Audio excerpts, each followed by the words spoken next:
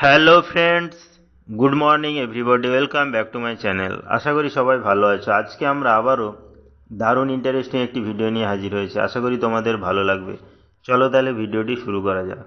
আজকে আমরা জানব খুবই গুরুত্বপূর্ণ ও প্রয়োজনীয় কিছু সাধারণ জ্ঞান, some important and necessary general knowledge. প্রথমেই আছে দেখো, নীল রঙের আপেল কোন দেশে পাওয়া যায়? অপশান আছে দেখো, চীন, জাপান, ভারত, পাকিস্তান। এখানে সঠিক অ্যান্সারটি হবে চীন। অর্থাৎ চীন দেশে কিন্তু নীল রঙের আপেল পাওয়া যায়। আমরা সাধারণত আপেল খেয়ে থাকি রেড কালারের বা হালকা গ্রিন কালারের, কিন্তু নীল রঙের আপেল শুধুমাত্র কিন্তু চীন দেশে পাওয়া যায়। নেক্সট, লাল গোলাপ কোন দেশের জাতীয় ফুল? অপশান আছে দেখো, চীন, ব্রিটেন, ভারত, আমেরিকা। এখানে সঠিক অ্যান্সারটি হবে ব্রিটেন। অর্থাৎ ব্রিটেনের কিন্তু জাতীয় ফুল লাল গোলাপ। অর্থাৎ ব্রিটেন দেশের জাতীয় ফুল কিন্তু লাল গোলাপ হিসাবে পরিচিত।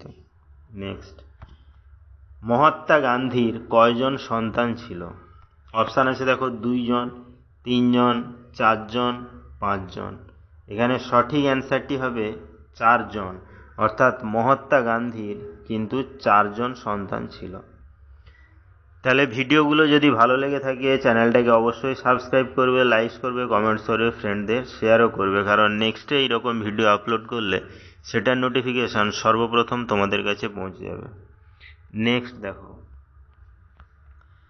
গোলাপি রঙের কলা ভারতের কোন রাজ্যে পাওয়া যায়? অপশান আছে দেখো, তামিলনাড়ু, মহারাষ্ট্র, গুজরাট, কেরালা।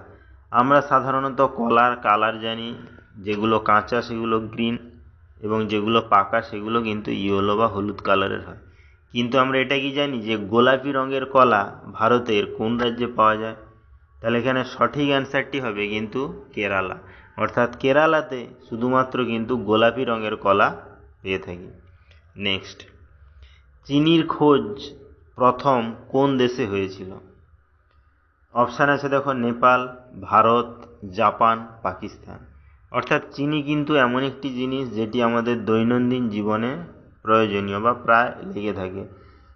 চাতে হোক, চাটনি হোক থেকে শুরু করে চিনি কিন্তু আমরা সবাই খেয়ে থাকি, সেটা রান্না করে হোক, কাঁচা হোক, যাই হোক।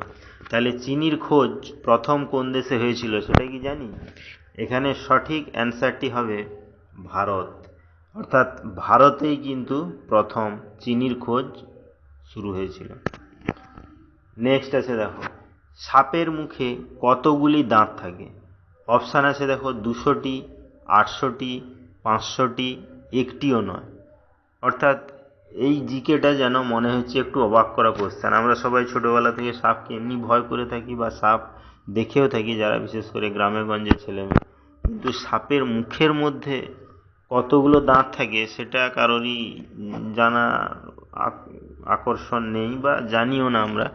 কিন্তু দেখো আজকে আমরা সেটা জানবো যে সাপের মুখে কতগুলি দাঁত থাকে। তাহলে এখানে সঠিক অ্যান্সারটি হবে কিন্তু 200টি। অর্থাৎ সাপের মুখে 200টি দাঁত থাকে। তাহলে ভিডিওগুলো এখানেই শেষ হলো। নেক্সটে আমরা এরকম আরও ইন্টারেস্টিং ভিডিওগুলো হাজির হব। ততক্ষণ সবাই ভালো থেকো, সুস্থ থেকো। Thank you.